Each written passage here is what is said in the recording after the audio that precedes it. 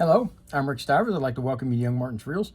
Today's project is going to be this Mitchell 314 reel, and a lot of people think it's just like a Mitchell 304, but just a different set of gears, and that's not quite true. It's not. There are some differences. I've got a 304 here, and we're going to look at a little bit of the differences. First off, with a 304, when you wind it, watch the spool move up and down. Okay, it's just a straight up and down oscillation. Now, take a look at the 314 when it's wound. See how it goes up, pauses, comes back, goes up again, pauses. See there? That's much like the oscillation of the spool in a 302. So they actually put that planetary gear inside this thing. We're going to take a look at the differences in them. But before we do that, I want to tell you about a mistake that I made, and it nearly cost this reel its life. As you know, I've been experimenting with my cleaning parts cleaner, and I put this entire reel, just as you see it, down into my parts cleaner with mineral spirits at 50 degrees Celsius, which is about 130 degrees, and ran it for 15 minutes, came back a little while later, ran it for another 15 minutes, and when I took it out, as you can see, the knob started to melt. Okay, not only did the knob start to melt, but the spool started to melt. And what happened is this drag, the little feet on the drag, actually melted right into the surface of this. And it was impossible for the drag to move at that point. I said, well, I've ruined this reel unless I can find another spool for it. Well, I got to thinking about it, and it's like, well, how can I clean that up inside that spool and bring it back to serviceable again?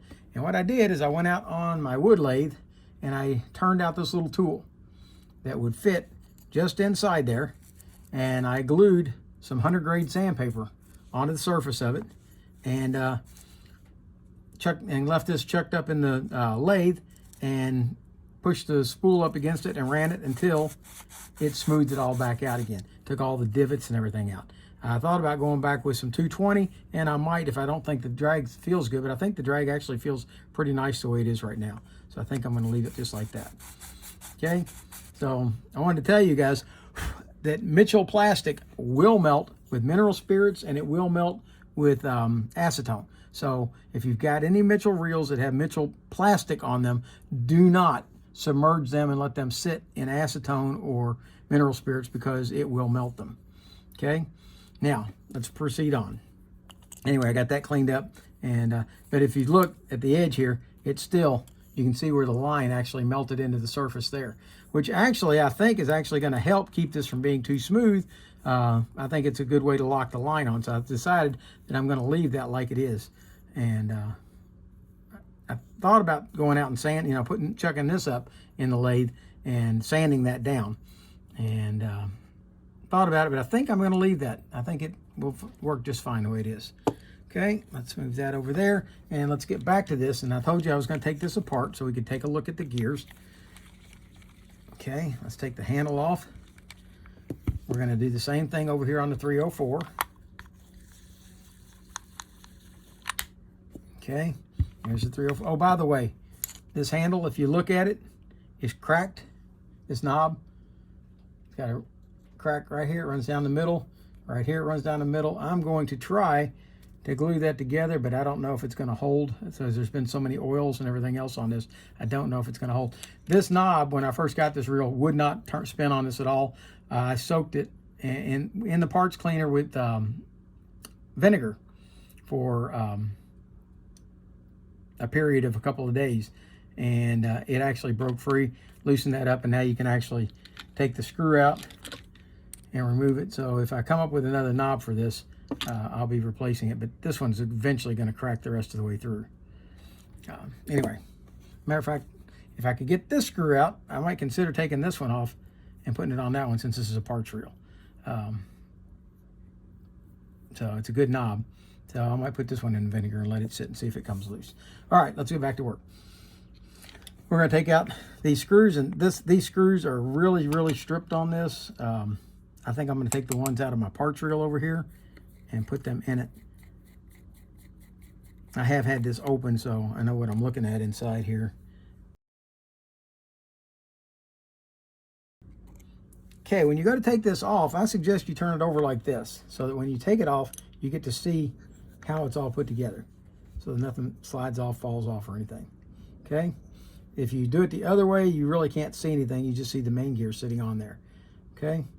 So there's our planetary gear. And if you look, as the main gear turns, these two posts here, these are locked in between these two posts and these two posts.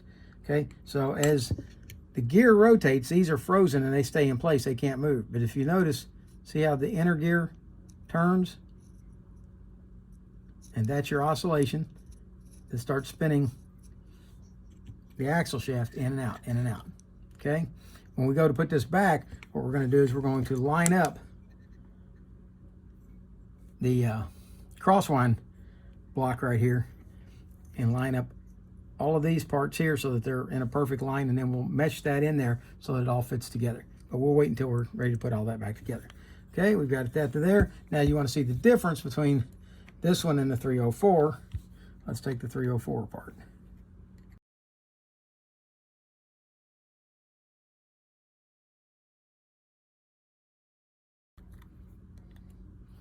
All right, now this one, when you flip it over, you'll see the difference? It doesn't have that planetary gear inside. It simply just has one post on the main gear. The rest of this all looks the same. Okay, so they used the same body for a 314 that they did for a 304. So if you had a 314 with a bad body, you could use a 304 body, it looks like on here. Okay, another difference is the spools are different. Notice on this spool, it had the quick button release. Well, I didn't take that off, but let's see if I can get it to come off this way. Yes. Okay, this spool has the quick button release. Let's put all this back together real quick.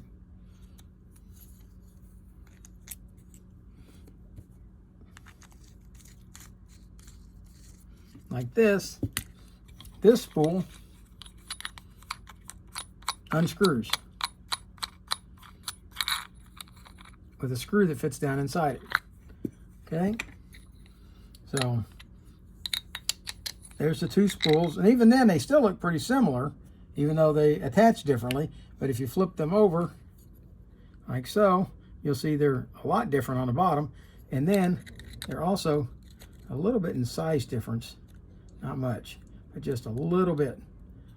Nah, I think one, remember, yeah, the 304 is just a little bit taller.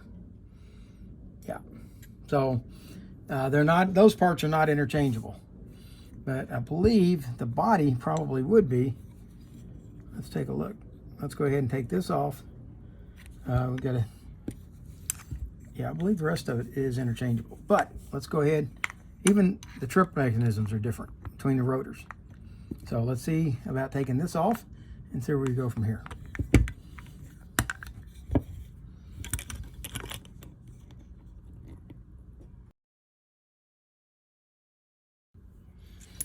Okay, with that off, we can take the axle shaft out. Set that over to the side. Let's do the same thing on 304. We're not going to be servicing this 304. We're just doing this for comparison.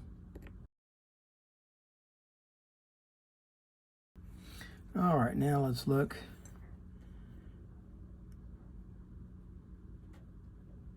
Okay, well, you're seeing a difference here, but part of the difference is because on, this is why this is a parts reel. On this reel, this stem is snapped off. Okay, that's why this is a parts reel. But aside from that, they look like they could be interchangeable. We'll take this one off. We'll take the nut off and take a look.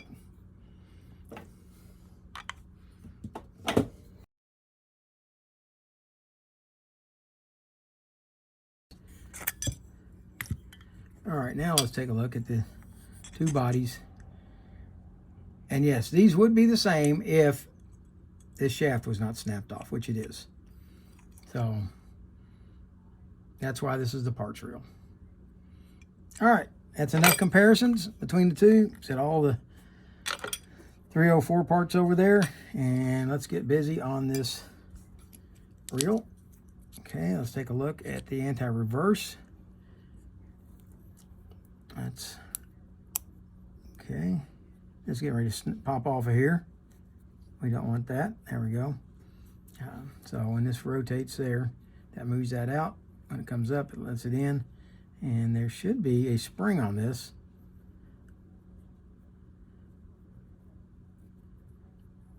There should be a spring. Oh, there is a spring.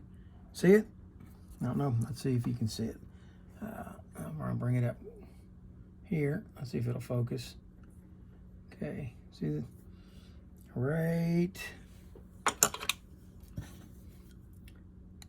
there. See that little spring running up there? It comes up, wraps around, and there it's supposed to be on it right there. See that one right there? That's supposed to be in that hole right there, and it's not. Okay. So let's see if we can get that to go in the hole. Well, we'll take it apart and clean it first. Okay.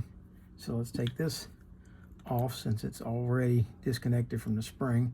There's our spring right there. And we don't want to send that shooting, so we'll lift it out. There's the spring. Okay, definitely not one you want to lose. I'm going to set it over here on top of my box.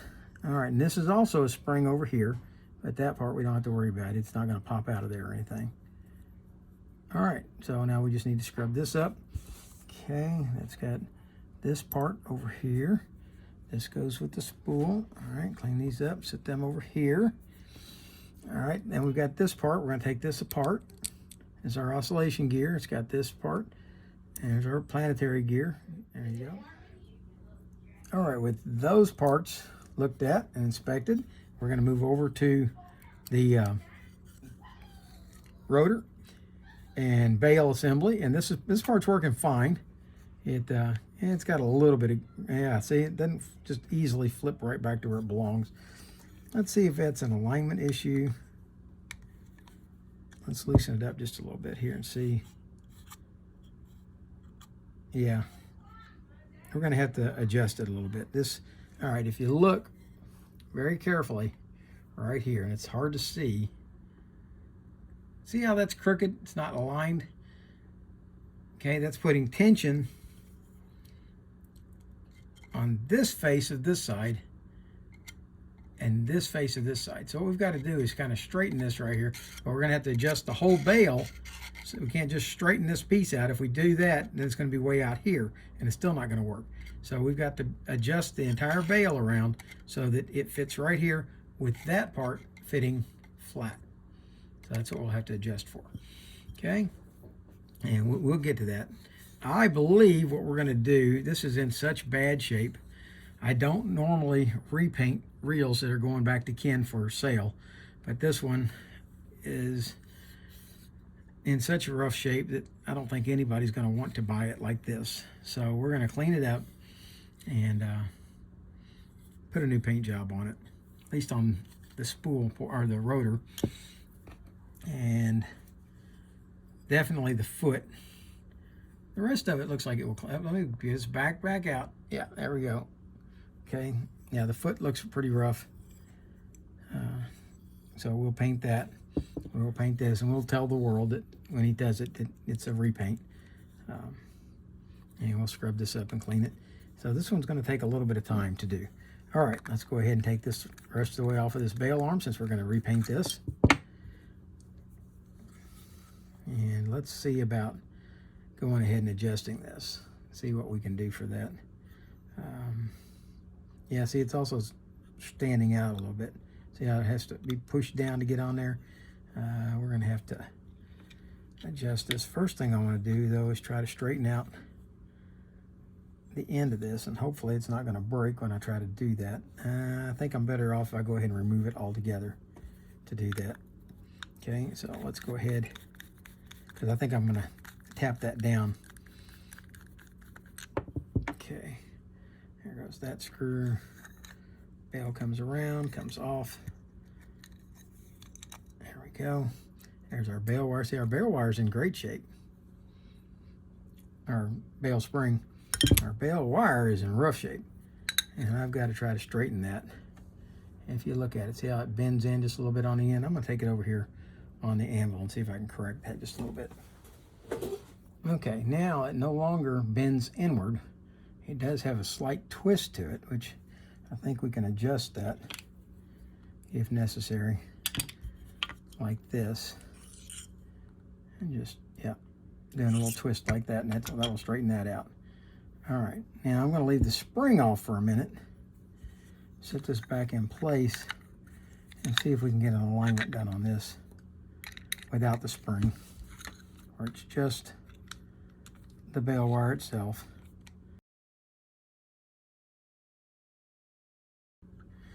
Okay, now we got to try to bang this in like so. That's a little too far in. That added too much tension. So what we're going to do is just kind of do a walk like that.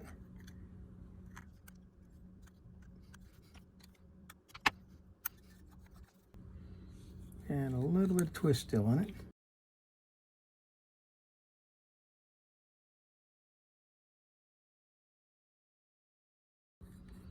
Okay, if I put the screw in now, there's no tension in the bail. It's a nice smooth move everywhere it goes. Okay. All right, so if it had the bail spring on it, I have no doubt that it would just be popping just like it should. So let's take this off. Screw over there, take this one off. That brings us back to the rotor. And like I've told you guys many times, I do not suggest you taking all this apart unless you absolutely have to. On this reel, I think it's a have to. Don't really think we can get by without taking it apart, since we're going to do a repaint on it. All right, now this one here, there's a spring inside here. And what this spring does, it comes down here and it makes a loop around the post here and then comes over and it sits. I don't know if you can see it. See how it sits right down there on the bottom? All right. There, I don't know if you can see if I got enough light in there. Let's turn another light on and see what we can do. All right, see that spring down in there? Yeah, that's where the spring's going to sit. And it's kind of a bear to get it back in there if you've taken it out. But we're still going to do it because we're doing a repaint. Okay, so we're going to take this screw out.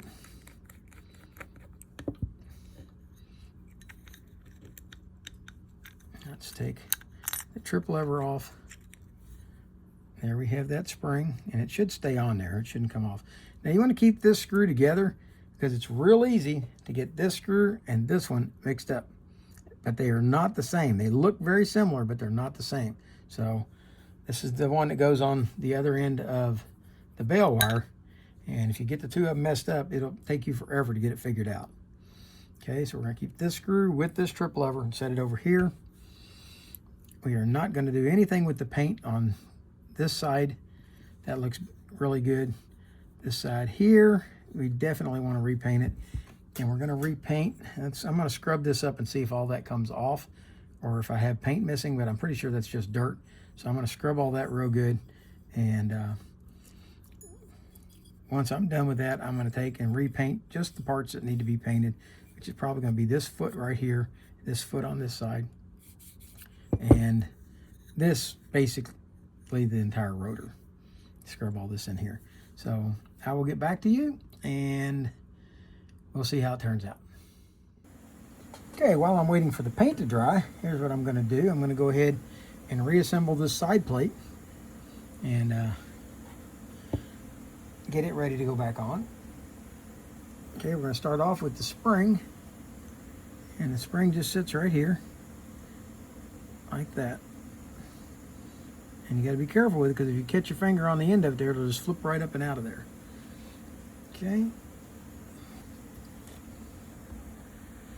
All right. With the anti-reverse claw cleaned, what we're going to do is put it back in. And I believe it's going to go this way. And it will sit right down in here. You know, I'm thinking that we're going to take this spring and attach it to the claw first, and then set the claw in place. And I think that's going to be the easiest way to get this to go in.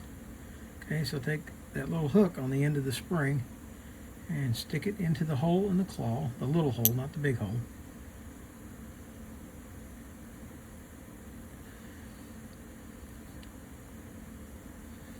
Like that. Okay, and then we can take this and set it in place down here like that. Okay, once you got it in place, then you can take this little spring tag end here on the end and just bring it over and lock it in. Now your spring is in there and it's locked in place and ready to go. Hold this down when you operate this or it'll pop off, but that's how your anti-reverse is going to work. And your gear, once it's installed in here, is going to hold this and keep it from popping off. All right, with that done, we'll go ahead, put a little grease in here where the parts slide against each other. And I'm going to put just a dot of oil right there on the shaft, just to make sure it works down in there. Okay, and we'll put it in this position, which will lock it out. With that done, we can go ahead and set the gear in. And I cleaned the front side of the gear. Let's go ahead and clean up the back side. There we go. And I'm going to put a little grease on the back of this where that anti-reverse is going to ride, and that will just keep it from wearing. Okay, we're going to put some oil on the crankshaft of the main gear, and then we're going to slide it in like that. Okay, now if it's installed properly, when you flip this down, you should be able to rotate this gear forward like this, which is, it's a right hand crank reel, so that's the way it would go. And then it should not go backwards. The anti-reverse is going to keep that from happening. If you look down inside there, you can see it operating. Okay, with that done, let's get this in the right configuration. This is going to be the bottom, this is going to be the top up here, and we can go ahead and flip that up. It's just to get it out of the way of the screw hole. Okay, now we're going to set this over here, get it lined up, and we're going to rotate this until this shaft lines up straight up and down in between these holes and that hole up there. That's what we want it to do. Okay, then this gear is going to come in, and we're going to grease it on this side over here, and we'll set it in place right there like that, lined up with that hole up there. Then we're going to put this gear in place,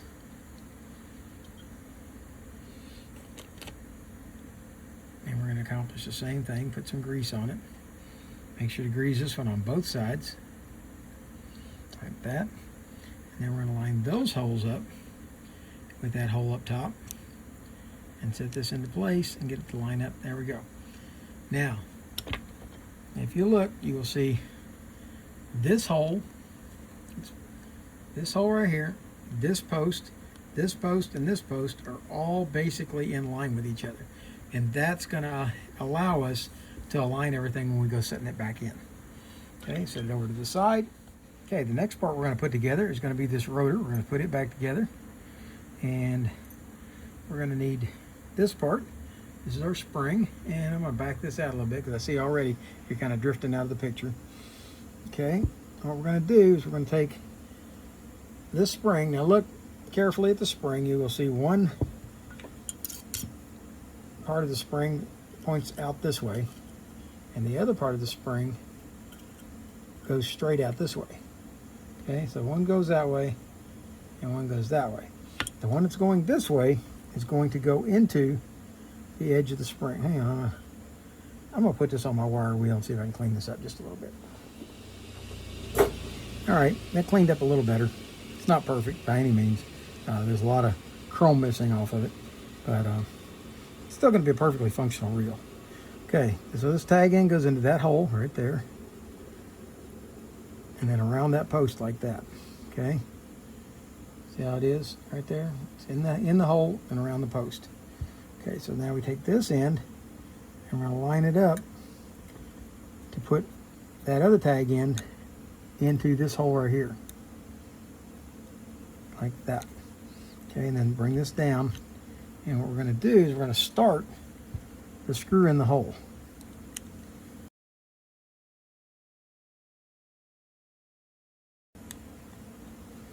And you don't want to screw it down too far, because what you need to do is get it over here and get this point right here past this corner right here. Okay, get it up and around past that corner, and then you can go ahead and screw it on down. Like that. Okay. Oh, does this look any better, folks? Okay, now, if you look, maybe the time on my wire wheel twisted a little bit, but we were just a little bit out of shape again, so let's bring this down, get it to where it fits practically perfect. Is what we're looking for. We want it to kind of stay right over the hole all by itself, like that. Okay, then we'll put this other screw in.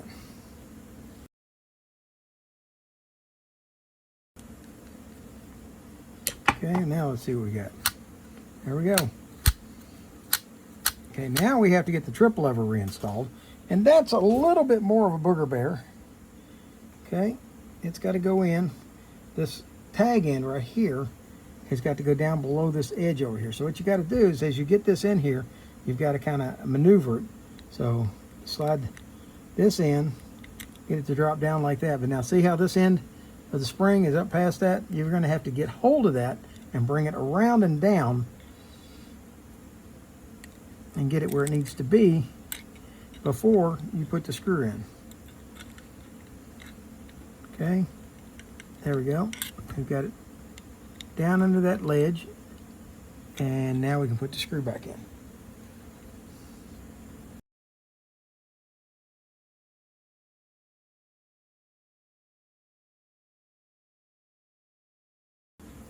I'm gonna cheat. I'm gonna use a tool you guys don't, most of you guys don't have. Some of you might, but most of you don't. I'm gonna use my little screw starter.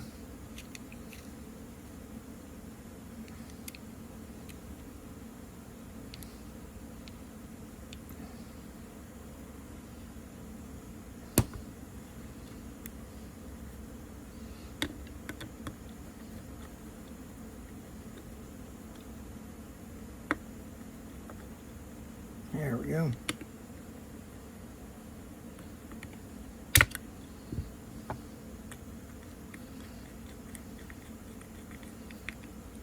Okay. Now when this is in this position over here, it should be able to move freely, and it does. Okay, and that's your trip for your bail. There we go. Here's our body. We're ready to start putting it back together. We're going to put this rotor on. And let's go ahead and grease up the pinion gear. And then we're going to oil this shaft right here. This pinion gear is going to ride on that shaft like that. Now we're ready. Put this washer back in.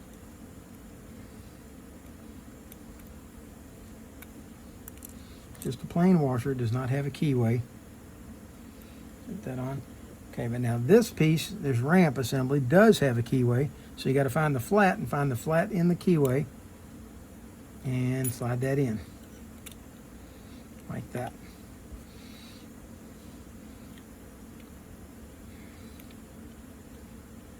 Let's put the nut back on.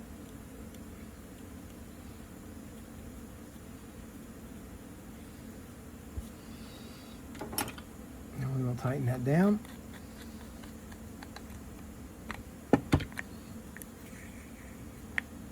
Okay. At that point, we can go ahead and put our axle shaft back in. Let's oil it. Slide it in through the hole in the pinion. Slide it down. Now, this block And this is, to me, this is the weak point of this entire reel, is they put this plastic crosswound block in here, which doesn't thrill me at all. And let's go ahead and set these 2 screws. I'll set one of them on it. And this is where it gets a little bit fun, because you've got to try to line up the hole and then try to put the screw in all at the same time while trying to hold that shaft where it belongs. Okay, so I'm going to hold that right there, and then I'm going to attempt to put this screw in. Got it started, good. Once you get the one started, it should be pretty easy to get the other one.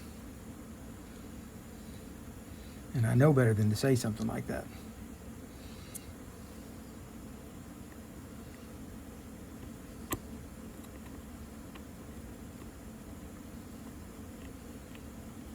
But it did go in nice and easy. All right, now if you remember correctly, we aligned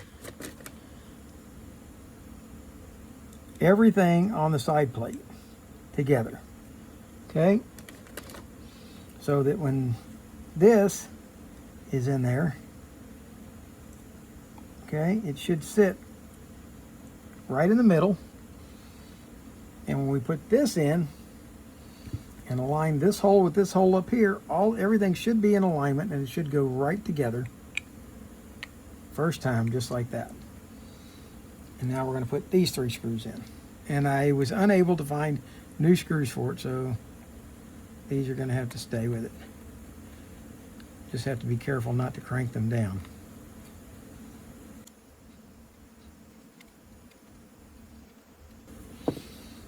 Let's crank the handle on.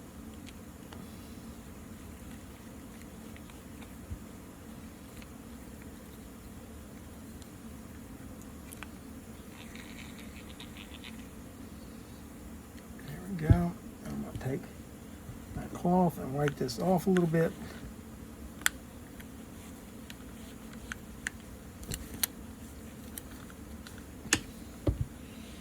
And, well, I've already shown you what we did under here, but I had to decide if I was going to oil or grease or anything on here. And I think what I'm going to do is I'm going to put a very, very, very light coating of grease on here, and then what I'm going to do once I put it on is I'm going to come back and wipe most of it off.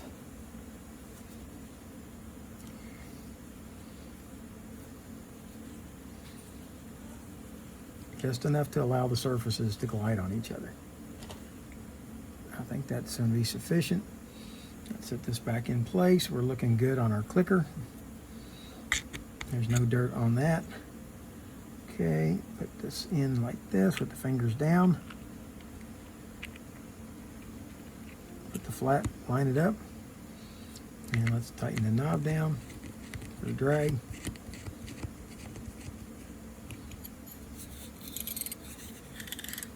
There's our drag. Clicker's working fine. Slide the spool on. Make sure it goes all the way down. It does. There we go. Okay. Let's activate the anti-reverse. It works perfectly. Take it off. There you have the Mitchell 314 with that planetary gear in it.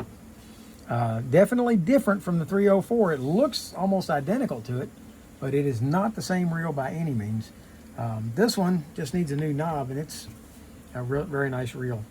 Again, it works fine. It could stand to have 3 new screws put in it too, as somewhere down the way those are going to stop coming out. But it's not a high dollar reel. Ken will probably end up getting $15 or $20 for it on eBay.